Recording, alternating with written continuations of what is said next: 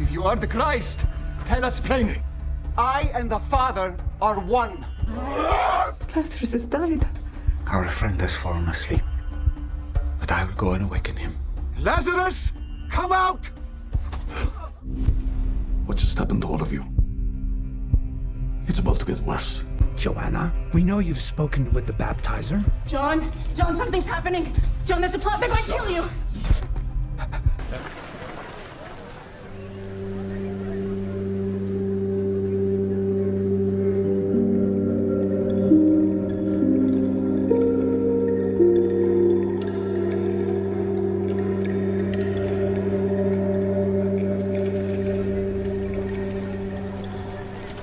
The Chosen Season 6 is unlike anything we've seen before, and that's because it isn't just telling a story, it's pulling us into the very heart of the Crucifixion. From the very start of this season, we are told that almost everything takes place under the cover of night. That detail alone tells us this won't be an ordinary season. Night has always been the setting for fear, betrayal, and despair, and in the Gospels, some of the most devastating moments happened when the world was asleep. Judas's betrayal, Peter's denial, the Sanhedrin's trial, and Pilate's fateful choice. They all unfolded in the shadows. And now, The Chosen is making us walk through that same darkness. It's haunting, it's unsettling, and it's going to be unforgettable. Dallas Jenkins has already described this season as the most emotionally and spiritually demanding project of his career. That's because the Crucifixion isn't just a historical event. It's the moment that redefined human existence. For the apostles, it was the breaking point of their faith. For the religious leaders, it was their victory. For Rome, it was just another execution. But for Jesus, it was the fulfillment of a plan written before time itself. Season 6 takes all of these layers and brings them together in a way that is both devastating and awe-inspiring. The premiere episode alone begins the long road to the cross. Jesus has been betrayed in the garden, arrested in the night, and dragged before religious leaders who are desperate to silence him. From there, the story begins to fracture into trials, interrogations,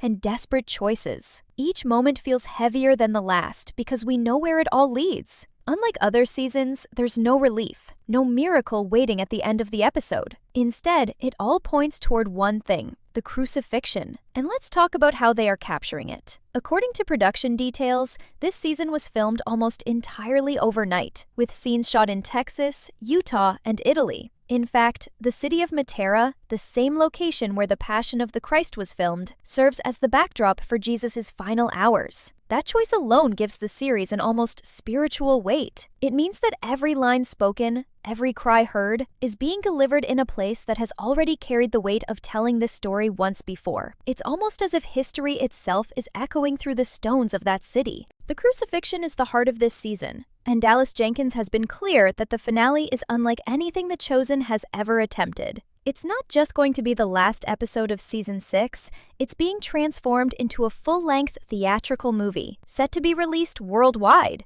The budget alone tells you how massive this is. $30 million for one single episode. That's bigger than some entire seasons of major television shows. And it's being done because Jenkins and his team believe this event deserves everything they can give. When you realize that, you understand the gravity of what's coming. But here's where it gets even more emotional. The cast themselves have opened up about how difficult this season has been. Jonathan Roumie, who plays Jesus, said this has been the hardest work of his entire career. Filming the crucifixion wasn't just physically exhausting, it was spiritually crushing. He lost weight, lost strength, and poured everything into portraying the suffering of Christ. He admitted that stepping into those moments took him to places he had never been before, carrying the weight of every blow, every lash, every mocking word. That alone tells us how powerful this performance will be. Elizabeth Tabish, who brings Mary Magdalene to life, also spoke about how devastating it was to watch these scenes unfold. For her character, this isn't just witnessing the death of a teacher. It's watching the man who saved her life, the man who gave her hope, be humiliated and tortured. She said it felt like watching someone you love be destroyed in front of you, and it left her shaken. Even the actors who weren't filming on certain days came back to set just to watch, because they felt something historic was being created. That's how heavy the atmosphere was during filming. And that heaviness isn't just for the cast and crew, it's for us too. Watching the crucifixion unfold across an entire season, instead of just a few minutes, means we are going to live in that tension. We'll feel the confusion of the disciples, the fury of the crowd, the hesitation of Pilate, and the unshakable silence of Jesus. This season is about forcing us to sit with the weight of what happened, not rushing past it. And that is what makes it so different, so bold, and so necessary. The Chosen Season 6 doesn't just want us to see the crucifixion, it wants us to feel it. To be there in the garden as Judas betrays with a kiss, to stand in the courtyard as Peter denies the one he swore to defend, to hear the roar of the crowd demanding blood over mercy, to feel the silence as Pilate washes his hands, and finally, to see the cross raised against the sky, knowing it should have been us instead. That's why this season is going to leave audiences in tears, not because we don't know the story, but because this time we won't just watch it, we'll experience it. And yet, even in this darkness, The Chosen is doing what it has always done, showing us the humanity behind the story.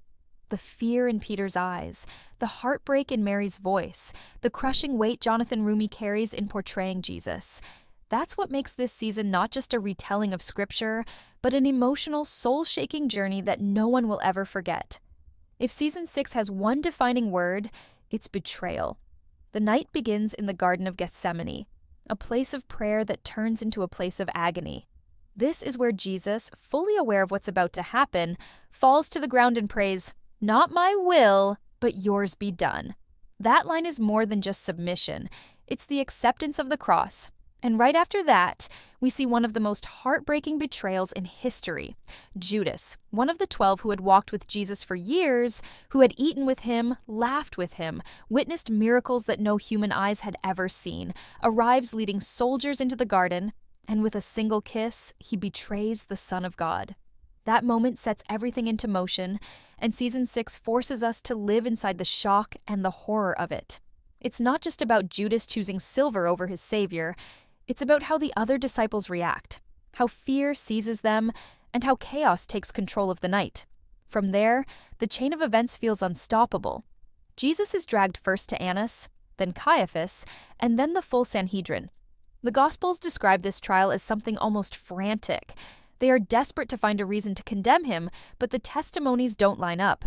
Witnesses contradict each other. Lies pile on top of lies.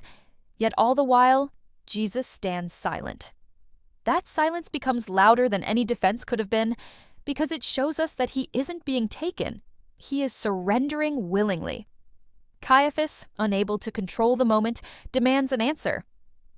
"Are you the Messiah?" And Jesus' reply seals his fate. "You have said so.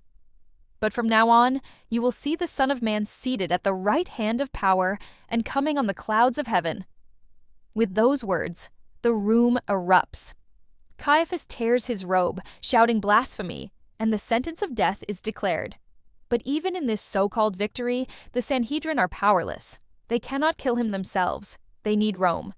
And so the story shifts into another trial, one that takes Jesus before Pilate, the Roman governor of Judea. Pilate is one of the most fascinating figures in this story because he's torn between politics and justice. On one hand, he sees no fault in Jesus. Again and again, he repeats, "I find no guilt in him." On the other, he hears the shouts of a furious crowd, stirred up by religious leaders who want Jesus gone at any cost. Pilate tries to escape the decision by sending Jesus to Herod Antipas, who treats the entire moment like a spectacle, mocking Jesus when he won't perform a miracle for entertainment. When Herod is done, Jesus is sent back to Pilate, and the weight of the decision falls squarely on him again.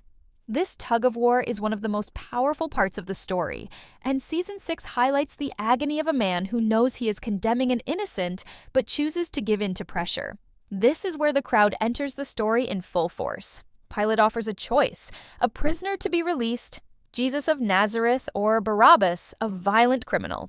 If this were just a story in any other book, we'd expect the crowd to choose mercy. But instead, they demand blood. They choose Barabbas, shouting over and over again, "Crucify him! Crucify him!" That sound alone is enough to send chills down your spine because it wasn't just a decision made 2,000 years ago, it's a reflection of humanity's brokenness. And as if that weren't enough, Pilate orders Jesus to be flogged, a punishment so brutal that it left men near death. We often hear the word and move past it, but the reality was horrifying. The whips were embedded with sharp fragments, tearing flesh with every strike.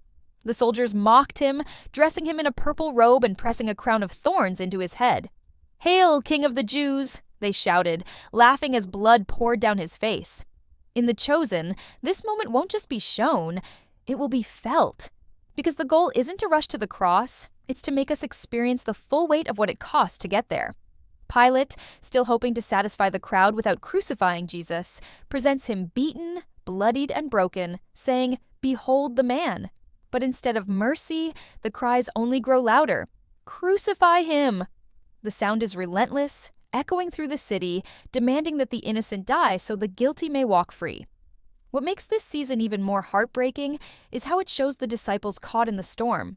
Peter, the one who swore he would never deny his master, does exactly that, 3 times before the rooster crows. The moment isn't just about fear, it's about failure.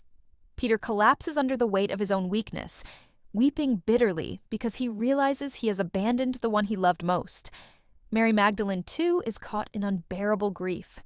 For her, this isn't just the loss of a teacher, it's the loss of the man who gave her a new life.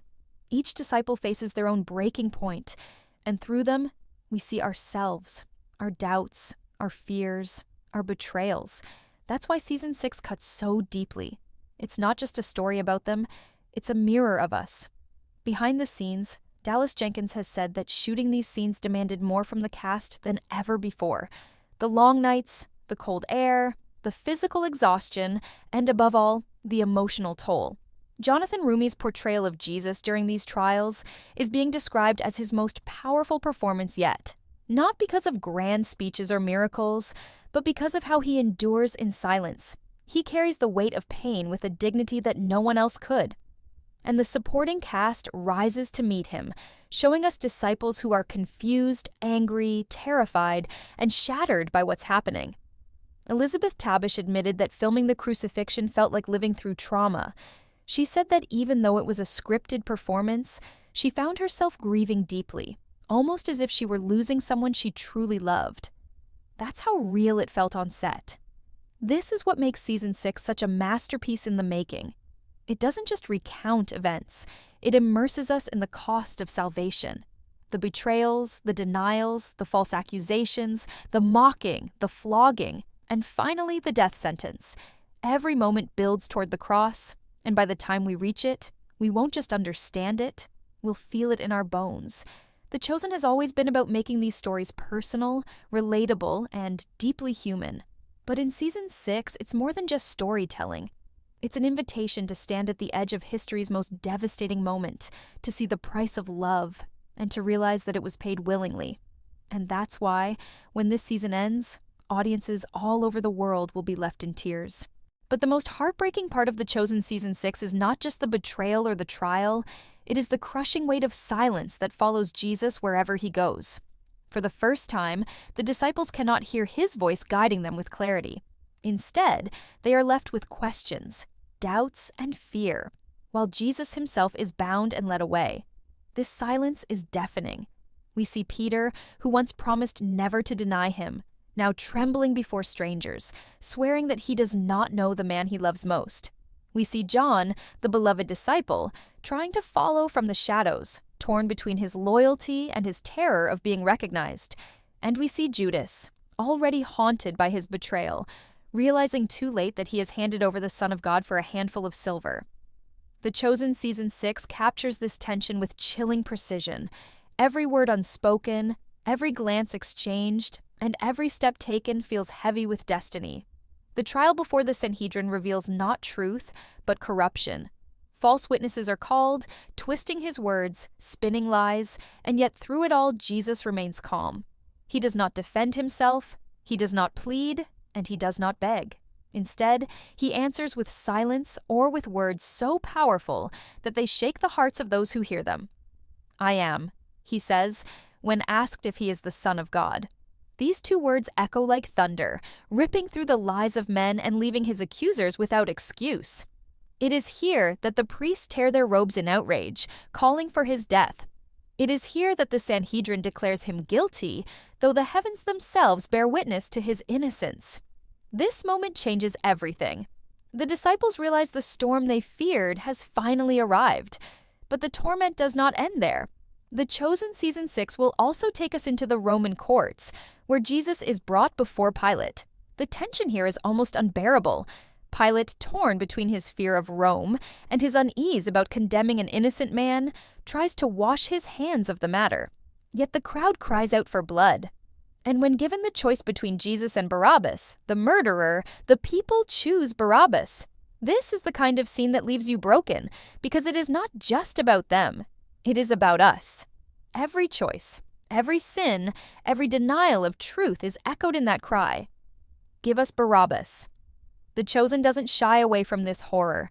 It forces us to confront the painful reality that Jesus was rejected so that we could be accepted. What makes this even more devastating is the collapse of hope among the disciples. They had believed Jesus would bring victory, that he would overthrow the oppressors, that he would set them free. But now he is beaten, mocked, and led away like a criminal. We will see their confusion, their anger, and their despair. Some hide, some flee, and some are paralyzed by fear. Their world is crumbling, and they cannot understand why the man who calmed storms and raised the dead does not save himself. Yet this is where the Chosen reminds us of the deeper truth. The silence of Jesus is not weakness, it is surrender. It is not defeat, it is destiny. Season 6 holds nothing back in showing the cruelty of this moment. Soldiers laugh as they press a crown of thorns onto his head.